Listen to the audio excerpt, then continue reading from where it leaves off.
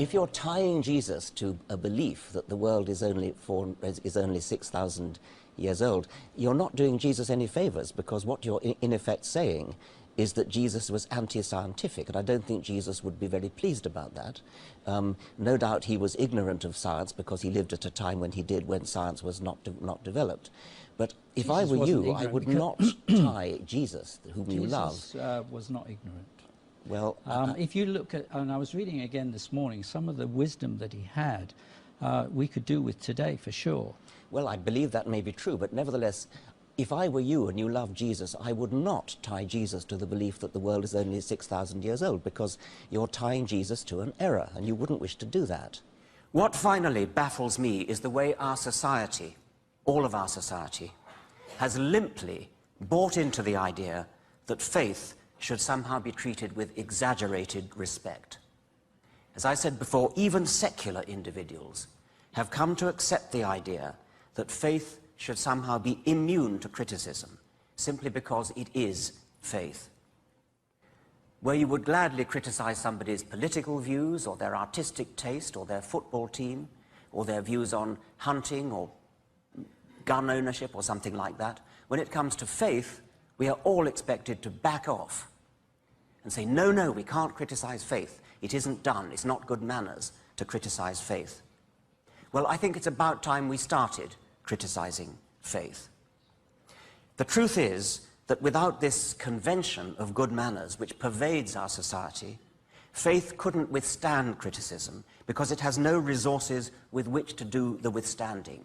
How can you defend a position when there are, by definition, no arguments in its favor? So my suggestion is that we should henceforth abandon our social convention of automatic respect for religious faith. One of my favorite bumper stickers I once saw was, "I don't know and you don't either." Well, I don't know and you don't either. I thoroughly approve of that, especially if when I say you don't either, you're a religious person, because the great fallacy is to say science doesn't know, therefore religion must be right. And that, of course, is a total logical fallacy. There are plenty of things that we don't know. There are things that science doesn't know. But if science doesn't know something, there's absolutely no reason to think that religion does know it. We mustn't fall into the trap of thinking that there's a kind of religious default, which we default to when science can't provide the answer. Science is working on the answer. Science, in some cases, may never get the answer, but that's absolutely no reason to think that therefore we default to the religious answer. Certainly not. Well, what if I'm wrong? I mean, anybody could be wrong. We could all be wrong about the flying spaghetti monster and the pink unicorn and the flying teapot. You happen to have been brought up, I would presume, in the Christian faith. You know what it's like not to believe in a particular faith because you're not a Muslim, you're not a Hindu. Why aren't you a Hindu? Because you happen to have been brought up in America, not in India. If you'd been brought up in India, you'd be a Hindu. If you were brought up in Denmark in the time of the Vikings, you'd be believing in Wotan and Thor. If you were brought up in classical Greece, you'd be believing in Zeus. If you were brought up in Central Africa, you'd be believing in the great Juju up the mountain. I mean, there's no particular reason to pick on the Judeo-Christian God in which, by the sheerest accident, you happen to have been brought up, and ask me the question, what if I'm wrong? What if you're wrong about the great Juju at the bottom of the sea? Moderate and sophisticated theologians, as I said, are not above teaching children who are too young to know better things which they know perfectly well, when they're being moderate and sophisticated, is false. When they're being moderate and sophisticated for the benefit of intellectuals, people like us here, or when criticizing books that take Christianity at its face value, they would say that the story of Noah's Ark, for example, is not history but a myth, or some message-laden allegory. But what they teach children is something completely different. This is the British Official Educational Standards document from the Department for Children, Schools and Families, the Standards site. And one of the things that they're encouraged to teach the children is the story of Noah's Ark.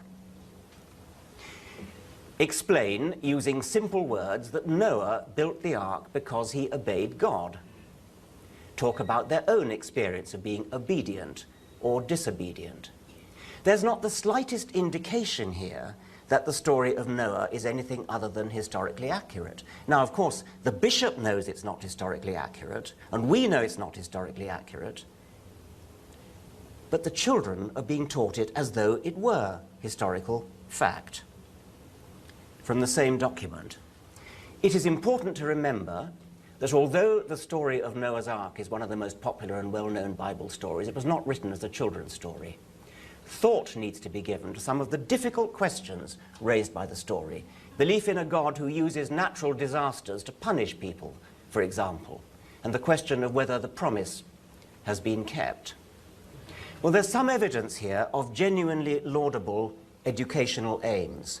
Children are being taught to think for themselves about the story of Noah, yet not the smallest smidgen of attention is given to the question which you might think would be the first to occur to the children. Is the story of Noah, as a matter of fact, true?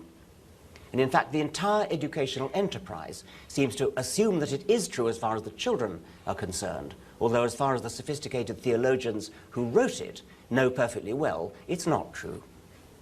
I think that religion teaches people to stop questioning. I'm sure you disagree with that, but the way I see it, it is such a privilege to be born at all. It's a very improbable event that either of us were born. We have the privilege of being in this universe for a few decades, and during that time, it is an enormous privilege to be able to understand something about the universe in which we live, why we're here, why we were ever born, where we come from.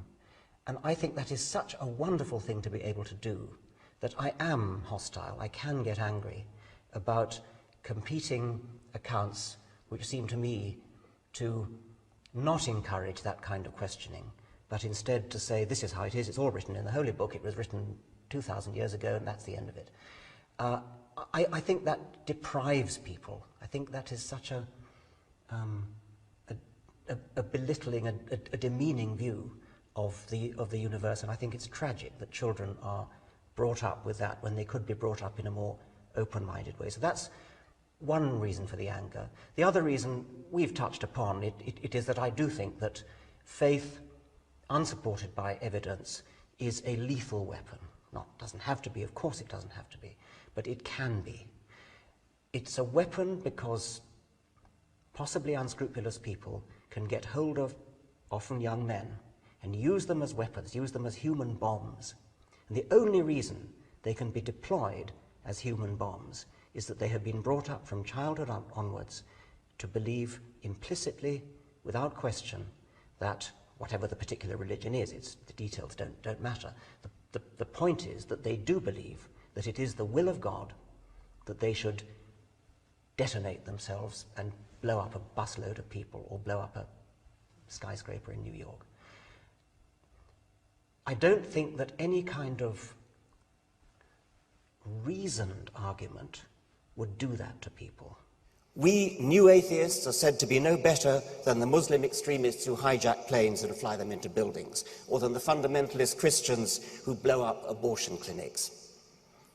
When was the last time you read of anybody who blew up anything in the name of atheism? Not blew something up and happened to be an atheist, blew something up in the name of atheism. The 19 hijackers of 9/11 did what they did in the name of their religion.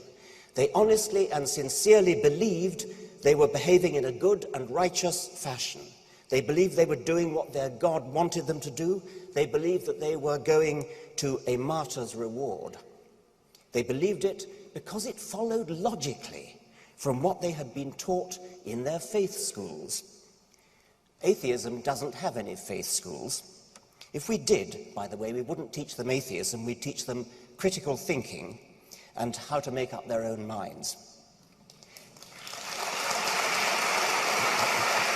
It's a grave misuse of the word extremism to say that atheists are just as extreme as religious extremists.